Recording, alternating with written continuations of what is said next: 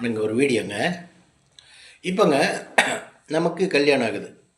கல்யாணம் ஆகி கல்யாணம் ஆகும்போது என்ன ஆகுதுன்னாங்க, நம்ம மனைவியோடைய நம்ம பிடிச்சி தான் கல்யாணம் பண்ணுறோம். அவங்கள பிடிச்சி கல்யாணம் பண்ணுறோம்.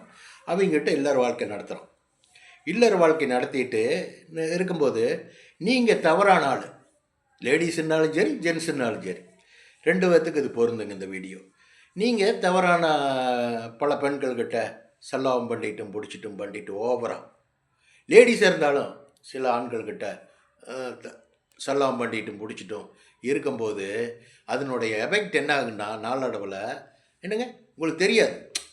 அந்த இளமை காலம் முடிஞ்சு முதுமையாகும் போது நீங்கள் இதெல்லாம் பண்ணும்போது கொஞ்சம் செல்வந்தராக இருந்தீங்கன்னா இதெல்லாம் பண்ணுவீங்க. பண்ணும்போது என்ன ஆகுமுன்னா இந்த அவைங்கள்லாம் கெட்டு போயிருங்க. கிட்னி இந்த மாதிரி கல்லீரல், மண்ணீரல், அந்த இருள் இந்த அதில் எல்லாம் டேமேஜ் வந்துடும். இதெல்லாம் பண்ணதுக்கப்புறம் கொஞ்சம் பாவக்கணக்கு உங்களுக்கு இருந்துன்னு வச்சுங்களேன்.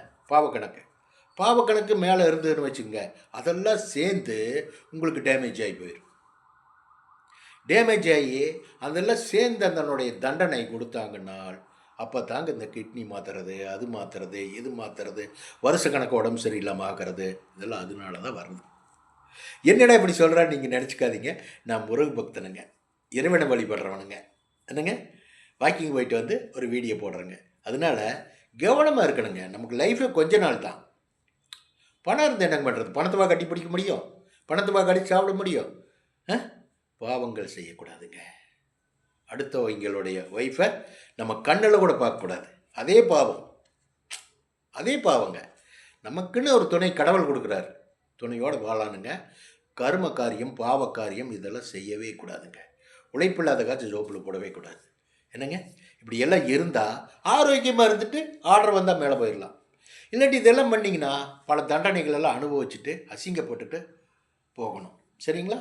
பாருங்கள், கொஞ்சம் கவனமாக இருங்க. அவ்வளோதான். இனிமேல் இந்த மாதிரி நடக்காதவங்களா இருந்தால் கொஞ்சம் யோசனை பண்ணுங்க நம்ம வீடியோ பார்த்து. சரிங்களா? ஓகே.